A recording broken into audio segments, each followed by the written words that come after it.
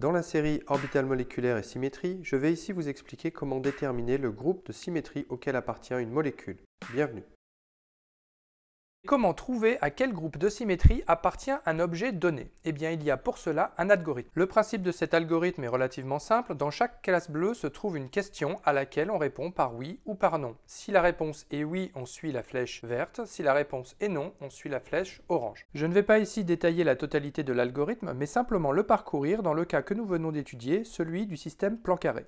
La première question que pose l'algorithme est la suivante. Le système possède-t-il plusieurs axes de type Cn avec n strictement supérieur à 2? Dans le cas présent, la réponse est non, puisqu'en fait le système ne possède qu'un seul axe Cn avec n strictement supérieur à 2, qui est un axe C4 orthogonal au plan du carré. La seconde question que pose l'algorithme est: le système possède-t-il au moins un axe Cn avec n strictement supérieur à 1? La réponse est oui, puisque le système possède un axe C4. Il nous est ensuite demandé de déterminer s'il existe au moins un axe C2 perpendiculaire à l'axe C4. La réponse est oui de nouveau, puisqu'il existe 4 axes C2, les axes X, X', Y et Y' orthogonaux à l'axe C4. Enfin, la dernière question qui nous est posée concerne la présence d'un plan de symétrie perpendiculaire à l'axe C4. Une fois encore, la réponse est oui, puisque le plan XY est orthogonal à l'axe Z, autrement dit à l'axe C4, est effectivement un plan de symétrie du système. L'utilisation de l'algorithme nous amène donc à la conclusion que le système Poincaré appartient bien au groupe de symétrie D4H. On voit ici représenté sur l'algorithme dans son ensemble le chemin que nous avons suivi depuis son début, tout en haut, jusqu'à la conclusion qui a été donc l'appartenance du système Poincaré au groupe de symétrie D4H. Mais que se serait-il passé si nous avions malencontreusement répondu de façon erronée à l'une des questions de l'algorithme? Deux situations peuvent se présenter. Dans la première, on a indiqué qu'une opération était présente alors qu'elle n'existe pas. Dans la seconde, on a manqué une opération de symétrie présente sur le système. Dans le premier cas, on obtient simplement une réponse erronée. Dans le second cas, on aboutit à un sous-groupe du groupe de symétrie auquel appartient réellement l'objet considéré. Considérons par exemple qu'il nous est échappé que le système présentait un plan de symétrie perpendiculaire à l'axe C4. Il nous aurait alors fallu déterminer si le système présentait un plan de symétrie parallèle à l'axe C4, ce qui est le cas, d'où nous aurions conclu que le système appartenait au groupe de symétrie D4D. L'ensemble des opérations de symétrie du groupe D4D est inclus dans l'ensemble des opérations de symétrie du groupe D4H, d'où l'appellation de sous-groupe de symétrie pour le groupe D4D par rapport au groupe D4H. Lorsque l'on recherche le groupe de symétrie auquel appartient un objet, on cherche parmi les groupes de symétrie celui qui présente le plus d'opérations de symétrie. Donc, si les opérations du groupe de symétrie D4D laissent effectivement globalement invariant le système Poincaré, c'est le groupe D4H qui sera désigné comme étant le groupe de symétrie auquel appartient le système Poincaré. Je vous invite ici à déterminer par vous-même les groupes de symétrie auxquels appartiennent ces 4 molécules simples. De façon à vous accorder un petit peu de temps de réflexion, vous pouvez appuyer sur le bouton pause.